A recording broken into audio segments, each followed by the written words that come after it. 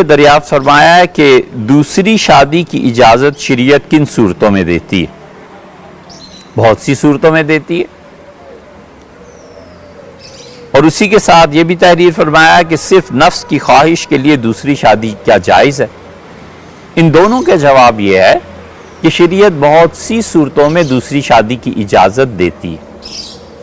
एक आदमी दूसरी शादी करना चाहता है, उसकी बुनियाद यह है कि पहली बीवी का इंतकाल हो गया, कोई हरज नहीं, मुस्तहब है, बेहतर है।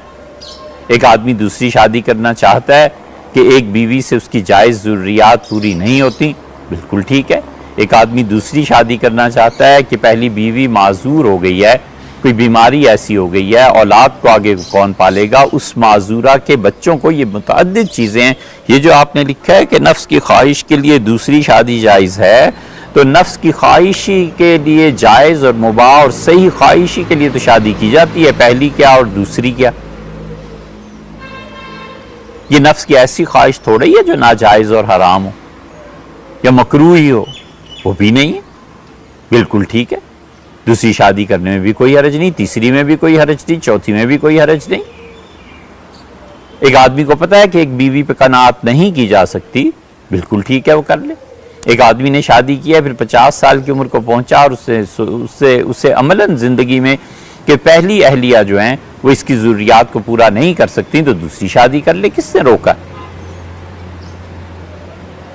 नफ्स की वो ख्वाहिशात जो नाजायज होती हैं उसको शरीयत ने मना किया है, खा बीवी हो या ना हो। जो नफ्स की अम्मारगी और हद से बढ़ी हुई हरकतें अल्लाह ने उससे मना फरमाया, वो पहली बीवी हो या दूसरी हो या तीसरी, दूसरी शादी करने में भी कोई हरज नहीं है। और अगर आप ये कहें कि नफ्स की ख्वाहिश की वजह से दूसरी शादी नाजायज हो जाए, तो पहली क्यों जायज ठहरी? वजह वो भी तो अपनी ख्वाहिशात थी, जवानी थी। और अगर ऐसी ख्वाहिशात हैं ही नहीं, तो फिर हमारे ज़माने में शादी न करना अफजल है। हनफिया का अगरचे ये मसलक नहीं है, इमाम हनीफा रहमतुल्लाह फरमाते हैं हर हाल में शादी करना अफजल है। शवाफिर का मसलक ये है कि वो कहते हैं कि शादी न करे और दीन के कामों में लग जाए। इस फतवे की तगय्युर की बुनियाद आजकल के हालात हैं कि आजकल जो आदमी भी शादी करता है, फिर वो दीन और दुनिया के आला कामों से बिलअमूम लोग जाते रहते हैं। और वजह उसकी ये है कि जो ख़वातीन जो आला सलाहियतों की मालिका होती हैं, उनके शौहर ऐसे होते हैं कि उन्हें कोई कदर नहीं होती कि कोई काम कर रहा है, इसके काम में खलल नहीं आना चाहिए, इसके काम को पूरा होने देना चाहिए। फिर मईशत के तकाजे अलग हैं, फिर औलाद हो जाए तो औलाद की तरबियत के मसाइल अलग हैं। मर्द और औरत दोनों इन चीज़ों में बस फिर बेचारे पिस जाते हैं, और जो सलाहियतें अल्लाह ने उन्हें दी हुई होती हैं, वो सलाहियतें दीन के फ़रोग़ के लिए, काम करने के लिए बाकी नहीं रहती। अमूमी हालात यही हैं, इल्ला माशा अल्लाह, अल्लाह ताला ने अगर किसी को माशी तौर पर वुसअत दी हुई हो और वो खुदा के दीन का भी काम करता हो और फिर दूसरी, तीसरी, चौथी शादी कर ले, उसके अपने हालात हैं, बिल्कुल ठीक है। लेकिन हमारे इस दौर में एक के बाद दूसरी बीवी लाना, उनमें अदल कायम करना बड़ा दुश्वार हो जाता है। उससे अगले सवाल में यह फरमाया है कि बीवी से 2-3 बच्चे हैं, तालीम और तरबियत के लिए अखराजात, बीवी की औलाद नहीं है दूसरी अहलिया की, तो इस सूरत में कमाई बराबर की देंगे दोनों बीवियों का या अलग अलग हिस्सा देंगे? देखिए, 2 बीवियां या 3 बीवियां या 4 बीवियां और एक बीवी से औलाद है या 2 से है या किसी से भी नहीं है, अहकामात मुख्तलिफ है।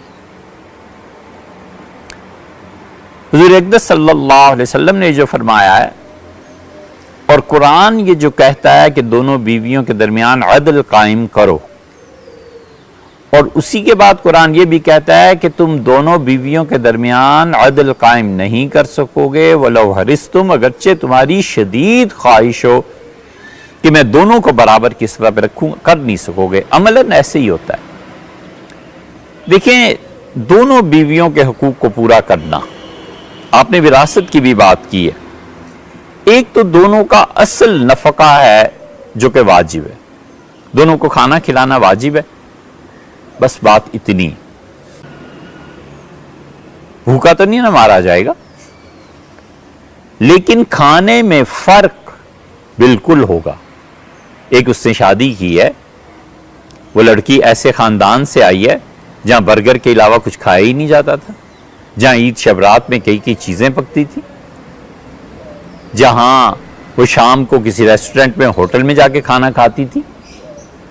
उनको इस तरह का खाना देना वाजिब है। और एक है जो घर में खुद ही आटा गूंद लेती थी, खुद ही रोटी पका लेती थी, उनके लिए ये वाजिब है। दोनों को बराबरी की सतह पर लाना, कि इसको कहना कि चलो आज शाम किसी होटल में चल खाना खाते हैं, उसके लिए मुसीबत बनाएगा, और इसको कहना कि रोटी भी खुद पकाओ और आटा भी खुद ही गूंदा करो, इसके लिए मुसीबत बनाएगा। ये असल में खाना देना वाजिब है और उससे ऊपर दोनों का लिहाज किया जाएगा। जिस फैमिली से वो आई हैं, जहां से वो आई हैं, उसका लिहाज किया जाएगा। शरीयत कहती है दोनों को देखो कि क्या चीज है। इसी तरह कपड़े पहनाने, एक बीवी वो है जो आला से आला और बेहतरीन कपड़े पहनती है। दुबई से उनके लिए कपड़े मंगाए जाते थे, उनके वालिद ने उन्हें नाज़ो नियाम से रखा हुआ था। और दूसरी हैं जो पाकिस्तानी आम जो कपड़े मिलते हैं ये पहन लेती हैं। दोनों को कपड़े पहनाना ज़रूरी है, लेकिन कौन से कपड़े? वो पहली के लिए उस स्टैंडर्ड के जो दुबई और इंग्लैंड से आते थे और जापान और कोरिया से आते थे, और दूसरी के लिए बस ठीक है जो पाकिस्तान में या किसी भी हिंदुस्तान में किसी मुल्क में बनते हैं वो दे दिए, ये ठीक है। असल जो है उसमें वाजिब है। और उसके बाद उनके खानदानों को देखा जाएगा कि वो खानदान कैसे हैं। दोनों को अलग घर लेके देना भी वाजिब है, जरूरी है। एक है जिसका घर था, सहन था, दालान था, शाम को टहलना होता था, चहलकदमी होती थी, असर के बाद चाय पी जाती थी, परिंदे रखे हुए थे, उसको ऐसा घर लेके देना वाजिब है। और एक वो है जो एक कमरे में गुजारा करते नहीं, उन्हें एक कमरे बस, वही वाजिब, वही जरूरी। असलन जो चीजें हैं वो जरूरी हैं। और दूसरी चीज ये है कि उसके बाद आगे चल के जो चीजें होती हैं कि असल तो नानो नफका उनकी हैसियत के मुताबिक दे दिया, और उसके बाद जायद जैसी चीजें हैं, जैसे किसी खातून के लिए तोहफा देना, ये दोनों बीवियों में वाजिब है। इस पे असल में शौहर में तो वाजिब नहीं था ना, लेकिन अब जब एक को अतिया देगा तो दूसरी को भी देगा। एक के लिए कोई चीज जो वाजिब के अलावा है, उसने कहा कि ये फल लें, वो असलन तो जरूरी नहीं थे ना, दोनों के लिए वाजिब हो जाएंगे, दोनों को दिया जाएगा। इसी तरह वक्त दोनों को बराबर दिया जाएगा। रिहाइश, लिबास, खाना पीना और वक्त ये सब के बराबर है। और अगर एक बीवी के साथ उसने ताल्लुक को कायम किया है तो दूसरी बीवी के लिए जो रात आएगी उसमें उससे ताल्लुक कायम करना मुस्तहब है। करे तो करे, ना करे तो ना करे, गुनाहगार नहीं होगा। अलबत्ता दूसरी रात उसके साथ गुजारना ये वाजिब है, क्योंकि जितना वक्त उसने इधर दिया है उतना ही वक्त उसको उधर भी देना चाहिए। रह गई आपने विरासत की बात की है, तो विरासत की बात यह है कि दोनों बीवियां जो हैं उनको 1/4 हिस्सा दिया जाएगा विरासत में। असल में तो 1/8 हिस्सा उसकी विरासत से अलग होगा, और 1/8 अलग होने के बाद दोनों बीवियों में 4 और 4 की निस्बत से मसावी बराबरी की बुनियाद पर तकसीम किया जाएगा। फिर इसी तरह आपने फरमाया है कि दूसरी बीवी की औलाद देंगे और पहली बीवी की तालीम और तरबियत उसके बच्चों की वो करना ज़रूरी है, इसलिए कि बाप की हैसियत आ गई ना। यहाँ तो दूसरी सूरत में बीवी के शौहर की हैसियत रही, लेकिन पहली सूरत में वो बाप की हैसियत आ गई औलाद की, तो औलाद की तालीम और तरबियत पे जो भी खर्च ज़ायद होता है वो करना पड़ेगा। इसलिए ये सारी चीज़ें जहन में रखनी चाहिए कि दूसरी शादी दर हकीकत इतनी आसान भी नहीं है। हुज़ूर अक़दस सल्लल्लाहु अलैहि वसल्लम ने फरमाया क़यामत के दिन वो शख्स फालिज की हालत में उठाया जाएगा जिसने 2 बीवियां रख ली और उनके दरमियान अदल कायम नहीं किया।